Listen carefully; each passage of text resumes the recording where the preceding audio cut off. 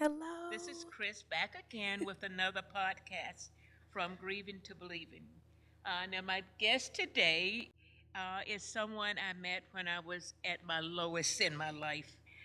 My heart was really grieving, and I was wondering how I was going to make it. You see, I was having to make the final plans for my husband's funeral. I was introduced to Miss Farris Watkins from Willie Watkins Funeral Home, and who took very, very good care of me during my time. Now, Ferris, when I came to you in February, I did not come as someone whose husband who had just passed. I had grieved every day for him for 4 months because I knew he was going to die. And he was still living at the time I came in and to talk to you about the planning his homegoing service. I was there planning the homecoming service, his programs, Mhm. the pictures I would use for the program. Praying, crying, and planning was what I was doing. Now, I had shopped around other funeral homes before I come to you Mhm. because many, many years ago, we had both decided that we were going to be cremated. Mhm. Well, when he got sick, we was watching a movie one night because Mhm. I never expressed to him how sick he was. Mhm. And I just said, I said, I think I still want to be cremated. And I said, what do you think you want to do? He said, Mhm. well, I think I want to be buried. Mhm. And that put a whole different spin on what I had to do. Right. Um, so, we had decided on cremation and he changed his mind. So I have to go from Mm. planning cremation to planning a full service for him. Yeah. I am so glad to have you with me today. Thank you for being here. Thank you for having me. Now, I'm going to jump right into this. Understanding the challenges the funeral profession face every day. One, how do you proactively anticipate the needs of the family in their time of grief? And number two, what is your commitment in providing the essential tools and resources needed to successfully serve the grieving family? Hmm. um, there's absolutely no way that you can anticipate every single need of every single family that walks through the door. But the number one way that I try to prepare myself, and I really believe is like our number one just weapon here on earth, is praying. Every single morning, I'm praying. Throughout the day, I'm praying. And I really allow God to really just lead my steps from feeding myself in the morning. I have a devotional that I listen to, and I read my scriptures. So I have my personal time with God, and it's amazing to me. Like if when I first started out, um, say about 6 years ago now, um, I would be listening to different sermons. I was led to listen to different sermons, and I wouldn't understand like why am I listening to this sermon? Like, this ain't got nothing to do with what I got going on. And I could have been praying about something that was going on in my personal life. And God would lead me to this sermon or to scripture. And He would unpack those things to me. And I wouldn't understand it. And then before I knew it, like, I would get to the funeral home and I would be meeting with family after family. And then next thing I knew, there was a family that was sitting in front of me, and what they were talking about, what they were telling me about their own grief story or how they were going about their lives, the experiences that they shared with the loved one that they lost, somehow, some way, tangibly applied to what I was listening to that morning. And so I would just tell them what I heard that morning. And people would be like, oh my God, how did you know? So I think in that way, and just being able to surrender the first part of my morning to understanding that this was really a calling and an assignment, um, I guess really, it helped me not to one be overwhelmed, but two just know that He was with me and with my family and everyone that walked through the doors. Yep, I understand. Yes, you have to. Mm. Now, you have to deal with families in very traumatic Mm-hmm. events. death through major incidents, the death of a child, violent death, murders, suicide, death due to the faults of others, death in all kind of horrific circumstances, and grief has to be exhausting for you because you, like you said, you're hearing all these different stories, how they lost their loved one. Again, how do you practice self-care when you have to navigate everyday grief? Yeah. Yeah. I mean, I really go back to prayer. I was just thinking how I knew that I was being consumed by a lot of grief. Like it seemed like I couldn't escape it. And not only that, I didn't have the answers to the questions that people were asking me that were sitting in front of me. It's like, you're tasked to do one thing, which is to plan a homegoing service. But then on the other side, you're not just expected, but your families are leaning on you to help them during their deepest, darkest times. So yeah, like it kind of feels like you could be trapped. And so a lot of the questions that they were asking me, I would go right back to God and ask, like, God, I don't understand why this mother, she prayed for this baby. Why would you take this baby from her, God? And slowly he would start to answer those questions for me in different ways, and not any ways that I could necessarily force upon, but maybe I could help somebody lead them to their own answer. Um, I don't know. It became a ministry for me, to just be able to walk through that grief journey with people, and so in that it became my healing. Right, right. Mhm. And I would ask you to be patient, and I have to apologize because you're You're so okay. deep Uh-huh. in your answers and your thoughts that some of my questions are going to seem redundant. No, that's Okay, fine. That's but fine. I just love the way that you express yourself and your faith. Thank you. So let's go on this journey of life in your profession, and I'm probably putting my personal spin on this because every encounter is different. When a family first come to Willie Watkins Funeral Home, they approach the doors, hesitating because they don't want to go in Yeah. because they know what's there and why they're there. But they approach the door, and your staff's always there to open the doors for them so they can enter. They walk in, and immediately you see the grief. You've seen it so many times, you know it when you see it. You feel their grief because of your spiritual body. And sometimes you can even smell it, it's in the air. You sit down with the family to plan their loved one's farewell. And, they have to decide on burial or cremation, planning the service details, and handling practical matters like obituaries and finances. The day of the funeral, you guys pick them up from the home. You go to the church for the service. The final step is the burial. Grief has been with them the whole process, and you've been there with them, and you've gone through this with them. You know, we have the repast. The day's over. This happens every time you have a service. Yeah. How do you mentally prepare yourself for their grief journey? Like I said, just praying, and then also being patient with myself.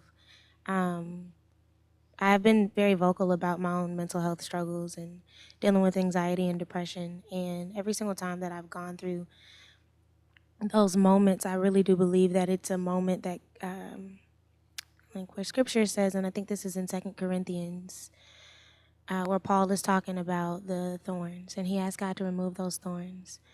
And God said, no, And he said, well, okay. Why? And he said, because my grace is sufficient for you, for my power is made perfect in weakness. And so I started to think a while ago, like, okay, God, he was telling me, I worship and I sing and all that good stuff. And it was one time I was in our worship experience and I was fully enthralled. And I started to weep. Not because I was sad, but because the presence of him was just that overwhelming that Right. it caused me to cry. And so I remember I was leaving church and I was listening to some music and I felt that feeling again. And I was like, but I'm not in that same place. Like I'm not in church. I'm not, but I still feel this overwhelming. I'm not sad. I have no reason to be sad. What is this? And God said, isn't this the same feeling that you feel when you are in that worship experience, quote unquote, worship experience where you're listening to music and singing and giving your full, true, authentic expression? Isn't this the same feeling, Farris? And I said, yeah, it is. And he said, well, maybe what you've been interpreting as depression all this time really is me. Maybe I just came in to rearrange some furniture. And it was in that moment that I said, okay, God, well, at least I have a way now to kind of step out of this sadness. Which leads me to when he taught me about joy. We've been endured for a night, but joy comes in the morning. So to tie those two scriptures together, when you're literally in that moment of weakness, and if you understand that his power is made perfect in weakness, then you have to interpret that he's closest to you in that Right. moment. Right. And so if you understand that, you understand that the joy of the Lord is your strength. Because if he's closest to you, then his strength is actually, it's the closest thing to you than you could ever have. So naturally your flesh is going to be weak. Naturally your flesh is going to cry. Let me see if we can maybe, Mm. you're probably revisiting this again. Mm. How do you separate your professional life from your personal life when dealing with death and grief on a day to day basis? Mm-hmm. I think well, my, sometimes it's hard to do that because they do kind of intertwine because I'm so rooted in my faith and in my trust in God. And so because that is definitely a strong part of my personal life, it's hard for me not to separate it from my business. But as far as, the other aspects of my business goes, um, you treat it just like, any other job that you go to. It's Right. just that when you're Right. Yeah. dealing with the Yeah. personal side of it, when you're dealing with people, that sensitive, that customer service, it goes beyond that. It goes beyond customer service, and it goes into you sharing each other's burdens, you sharing each other's grief. And then in that, it becomes a ministry. In that, I view, when people say, Ferris, you should be in somebody's pulpit, I think of each one of my funeral homes as a church. I really do. Um, I do. I see people every single day who are going through hard times, hoping to find some type of hope during a hopeless Oh, situation. yeah. Some type of, getting through Yeah. this grief process, which is very, very hard to do Mhm. on my side of the fence. Mhm. Um, and I'm much later, Mhm. and I'm still trying to grasp how to deal with that. Yeah. You know, Yeah. and I've only had it once this year, Mhm. and for how many days it has been Mhm. since January to now, to think about how many times you've had to go through that. Oh yeah. Yeah. With each family, it's a different task, but it also every single time there's some glimpse where I see healing, where I see a breakthrough, which reminds me, that yeah, you really can have joy. Joy and happiness are not the same thing, right? You can have joy and have sadness, and it's those moments when I see people lift their head from when they just closed the casket. It's that moment when they have just bawled all of their eyes out at the cemetery, but then they lift their head up and they're like, you know what, let me take me back to the limo. I'm ready to go be with my family at the repast, or whatever that moment is for them, when it's hard for them to get out of the car or even get out the house, Yeah, for the day of the service, and it's or those getting up and just moments. getting showered and getting Yeah, dressed, yeah. because you know what that day is going to be like. Yeah, it's those moments when I get to see, the next of kin, or maybe not. Maybe it was just somebody who was very close, and you see them physically, instantly transition from a moment of complete sorrow to a moment of I'm sad, but I can make it. I can go on. Yeah, that fulfills me more than But anything. it has to also do with the service that are getting from you to be able to make that small transition. It's not a big one, but it's a small transition to think maybe I can get through this. Maybe I can make it. Because I remember at Robert's service, and you coming over and you kneeling down in front of me, and you saying, Miss Green, would you like to close the casket? And I'm thinking, why is she asking me to do that? you know, but I looked at you and I had that feeling of confidence with you that you were not asking me to do something that was beyond my ability. And I said yes.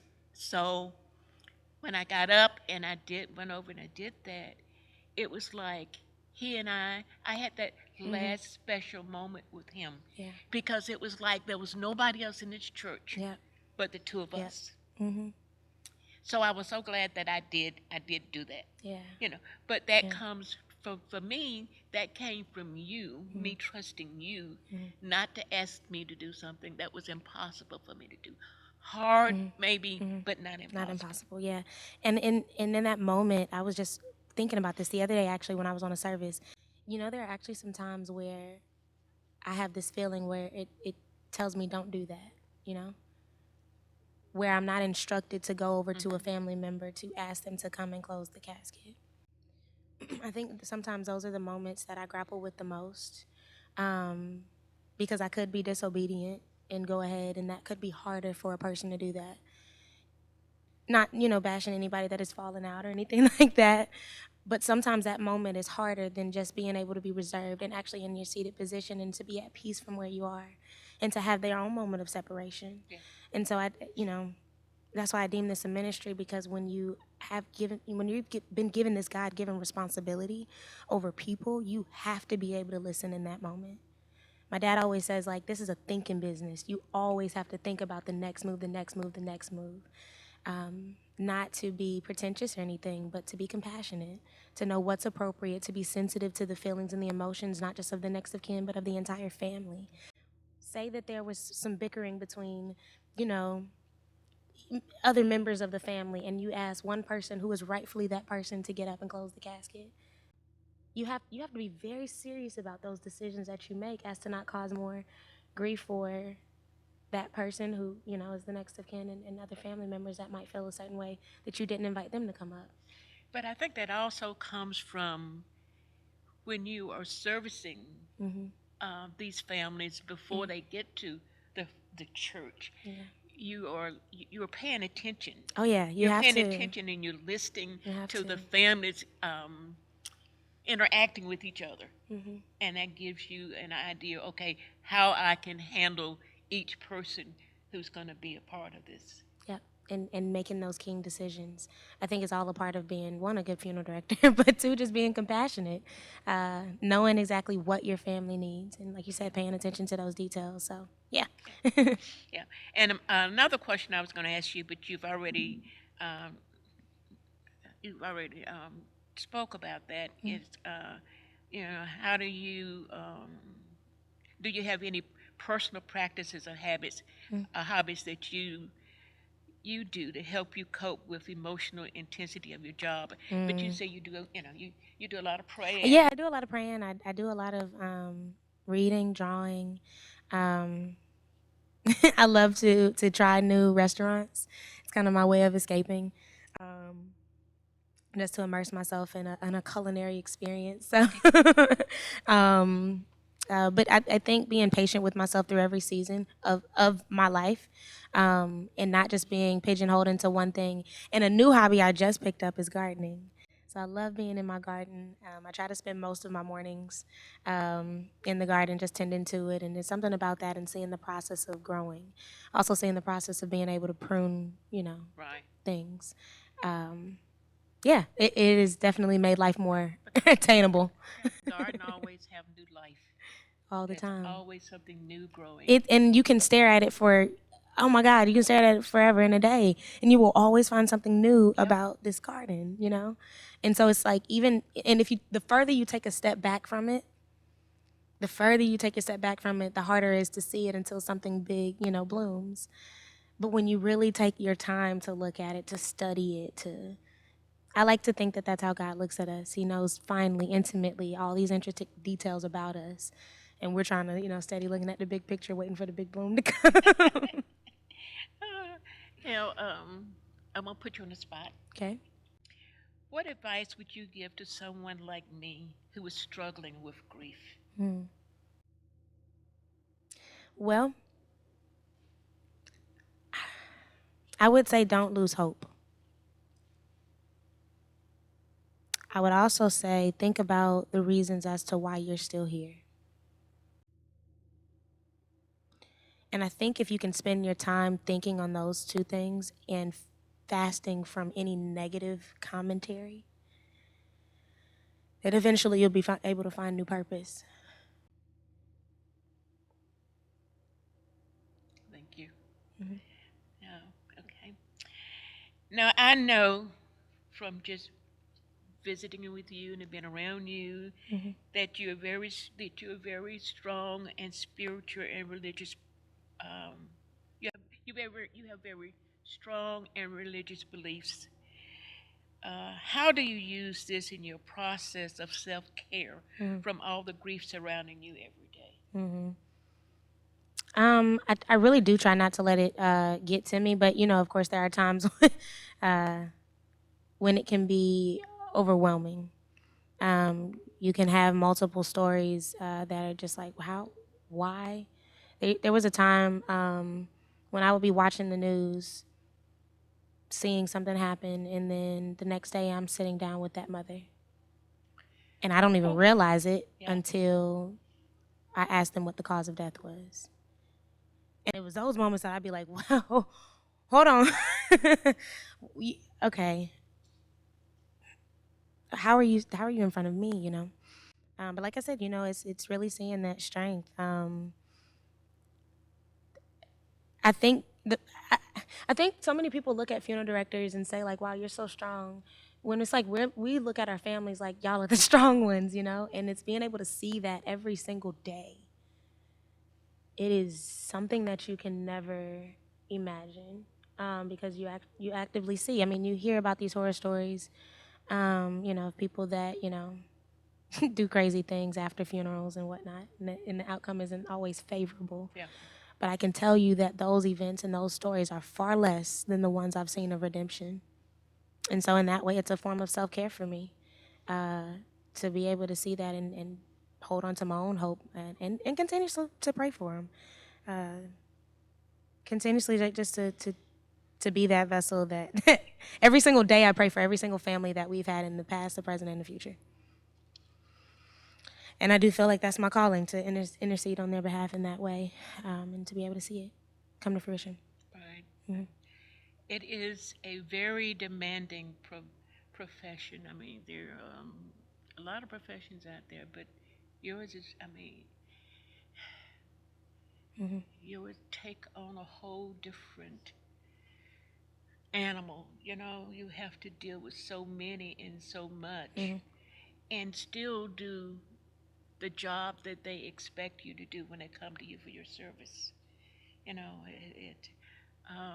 and you, for me, you're not aware of that until you put in that situation where I need your service.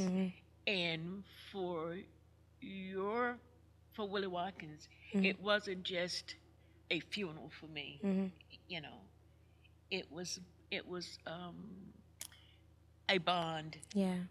And when I thought about doing this podcast, and I thought about because I dealt with you personally when Yeah. you know, your dad came in and then he turned me over to you. Right. Um, Yeah. and when I thought about finding someone in this profession to sit down with me for this podcast on grieving, I actually first thought about your dad, and I'm going, no, no, no, no, no, no, no. He will not be the person that I will want to be sitting in that chair. You know, I Wow. want Farris in that chair, and I hope I can get her. And I thank you Thank you for thinking of for me. being there. I'm truly honored that anybody wants to hear what I got to say. Oh. Okay, let's see what else. Okay. Mhm. As you know, this podcast is From Grieving to Believing. Right. With the professional challenges that you experience, Mhm. how do you think we can go from grieving to believing? Yeah. I go back to the scripture, weeping and endure for a night, but joy comes in the morning.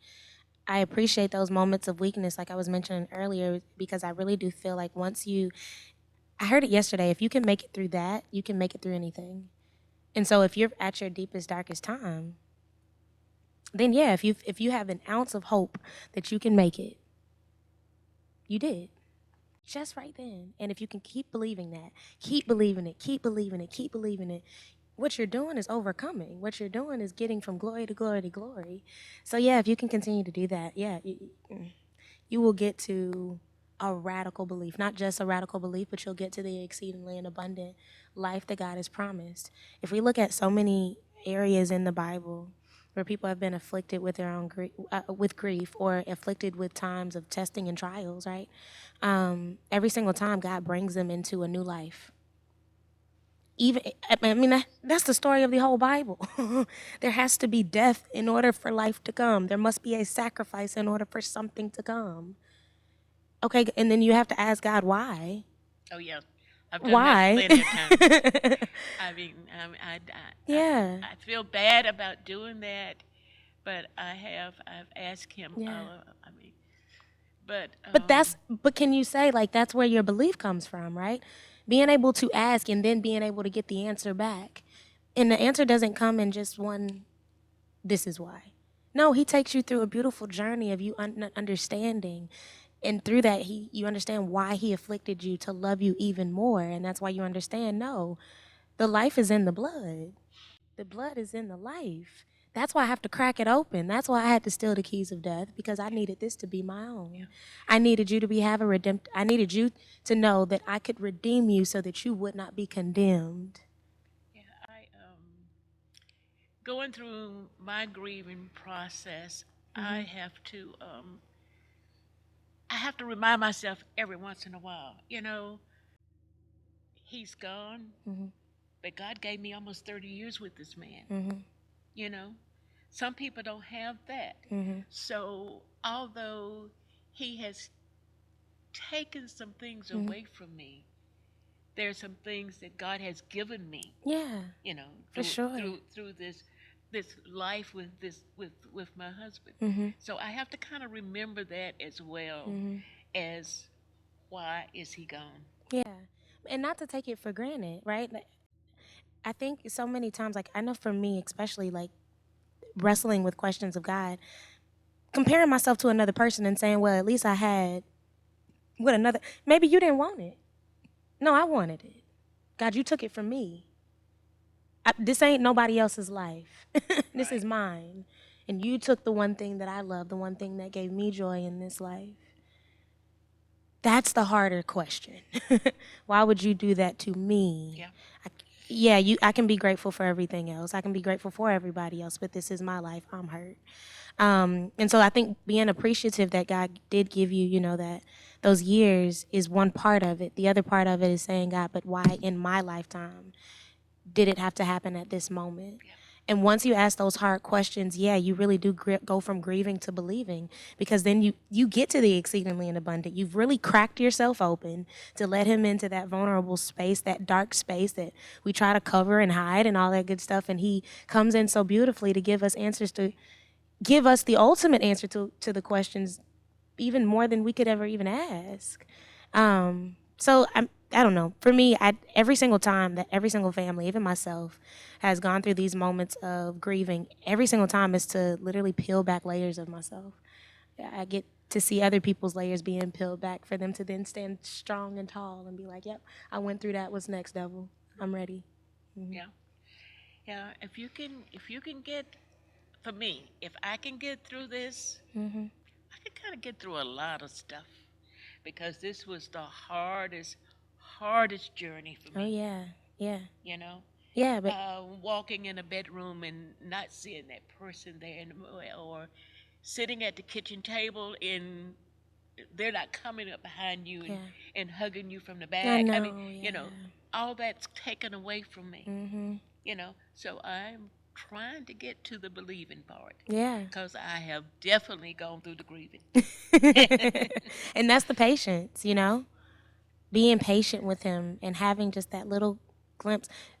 Faith, faith is the substance of things hoped for, the evidence of things not seen. And when you, like I said, when you crack yourself open to ask God those hard questions of why, he just answers them so beautifully. But I think most times because we're taught with society, like, don't ask him why,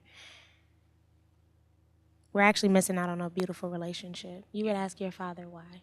Yeah, yeah. Well, thank you, Farris, for being with me today, sharing the grief process of your profession. It has to be a challenging every day, and I commend you for having the spiritual strength to go through this and to deal with it and being there for us as we go through our grief journey. Now, God's compassion and love brings comfort even in the times of sorrow. For no one is cast by the Lord forever. Though he brings grief, he will show compassion. So great is his unfailing love. Once again, I want to give thanks and to my support, Sister Lawson and Willie Jr. Thank you until the next time. Keep subscribing and like, and you will not miss any of our next podcasts that we drop. Because we're going to go from grieving to believing. Until next time, I hope you have heard something that was said to let you know that you're not alone, that there are people out there that's grieving with you and for you. Thank you, Ferris. Thank you. God bless.